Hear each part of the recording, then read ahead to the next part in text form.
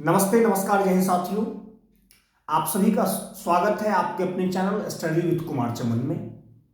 साथियों, जिस प्रकार से अभी शिक्षक भर्ती का दौर चल रहा है उसी कड़ी में हम आपको बता दें कि झारखंड सरकार के द्वारा भी झारखंड शिक्षक भर्ती परीक्षा आयोजित की जाएगी बहुत जल्द, जिसका आवेदन शुरू कर दिया गया है, जिसमें अनिवार्य शर्त था कि आपको जेटेट पास करना अति आवश्यक है, जिसको हटा दिया गया कि भाई आप किसी भी राज्य के पड़ोसी राज्य के टेट परीक्षा को पास कर रखे हैं या आप सेंट्रल टीचर एलिजिबिलिटी टेस्ट यानी सीटेट पास कर रखे हैं तो आप भी आवेदन कर सकते हैं।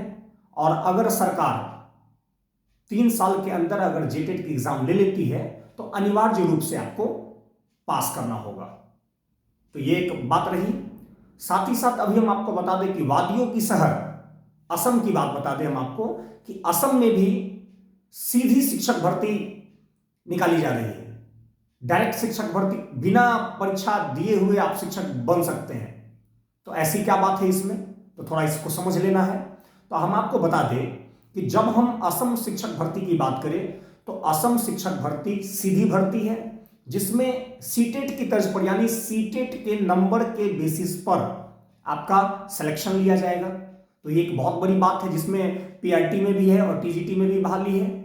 अगर हम पीआरटी की बात कर ले साथियों तो पीआरटी में लगभग 3800 बहाली है ना, और टीजीटी की बात कर ले तो टीजीटी में 1740 बहाली है।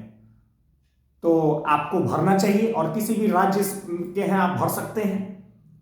तो अगर आप देख रहे हैं कि जिस प्रकार से यहाँ बहाली का सिलसिला है, आप देख ही रहे हैं कि कैसे क्या चल रहा है, तो उस परिस्थिति में आपको भी निश्चित रूप से मौका का लाभ लेना चाहिए अगर आप योग्यता रखते हैं तब। तो इसमें क्या है कि जब हम पीजीटी की बात करते हैं तो पीजीटी के क्वालिफिकेशन को आपको पास करना होगा। टीजीटी की बात करें, पीजीटी माफ कीजिएगा, पीआरटी की हम बात करते हैं, है ना। तो पीआरटी में क्या है कि आपका सीनियर सेकेंडरी यानी 12th होना चाहिए और 12th का जो आपका नंबर है उसका 5% उसका वेटेज मिलेगा।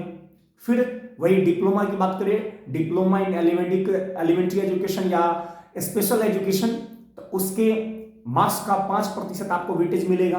तो 5 10% हो गया। 85% साथियों, 85% आपके सीटेट यानी सेंट्रल टीचर एलिजिबिलिटी टेस्ट में जो आपने मार्क्स ऑब्टेन किया है तो उसका वेटेज मिलेगा। तो 85 और 10 95% हो गया। और 5% की बात कर ले तो वो आपका एनसीसी और साथ ही साथ कुछ अलग एडिशनल आर्ट का है तो उसका 5% वेटेज मिलेगा। तो कुल मिला के यही आपका 100% है। तो आपको निश्चित रूप से अगर आपने सीटेट क्वालिफाई कर रखा है और आप तमाम योग्यताओं को रखते हैं तो आपको आवेदन करना चाहिए। उसी कड़ी में हम आपको बता दें कि जब हम आवेदन की बात करते हैं तो 2 जनवरी से 2 फरवरी यानी 1 महीने का आपको समय है। तो आप आवेदन कर सकते हैं और आपको करना चाहिए, चूंकि अगर आप एक सीट कहीं भी अपना सुरक्षित करना चाहेंगे तो आपको आवेदन तो करना ही होगा ना। और इसमें तो समझ रहे हैं कि लिखित परीक्षा का भी आयोजन नहीं है, इसमें तो आपको फॉर्म डालना है, नहीं लक लेबर चांस। और आप अगर मेरिटोरियस है तो अगर आपका 100 110 120 90 95 अगर आप इतना ऑब्टेन कर रखे हैं तो आपको भर दीजिए, क्या दिक्कत है उसमें, भर देना चाहिए, कहीं एक सीट आपका ही हो, समझ रहे हैं ना। तो ऐसा आपको करना है और इसका आवेदन का 2 जनवरी से स्टार्ट हो जाएगा, तो आवेदन कर देना चाहिए। और ग्रेड पे की बात करें तो 14,000 से लेके 70,000 ग्रेड पे है।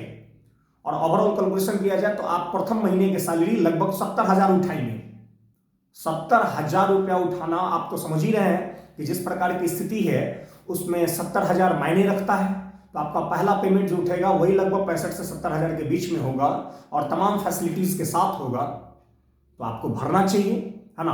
तो ये अभी एक नया अपडेट है जो आप लोगों के बीच रखना बेहद जरूरी हो गया था। समय का अभाव होता है जिस कारण से हम ज्यादा रख नहीं पाते हैं। एक्चुअल में आपको बता दें कि ऑफलाइन क्लासेस ज्यादा होने की वजह से हम ऑनलाइन में ज्यादा समय नहीं दे पाते हैं।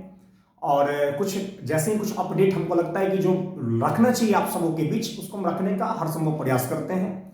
तो आप लोग सपोर्ट करते रहेंगे तो निश्चित रूप से आने वाले दिनों में भी आपको लगातार नए नए अपडेट, नए नए वीडियो आपके समक्ष रखा जाएगा। तो आप सबों का बहुत बहुत धन्यवाद। तो इस बार चिंतन जरूर कीजिएगा और लगे कि भरना चाहिए तो आप निश्चित रूप से इसको भर दीजिएगा। तब तक के लिए आप सबों का बहुत बहुत धन्यवाद, बहुत बहुत आभार।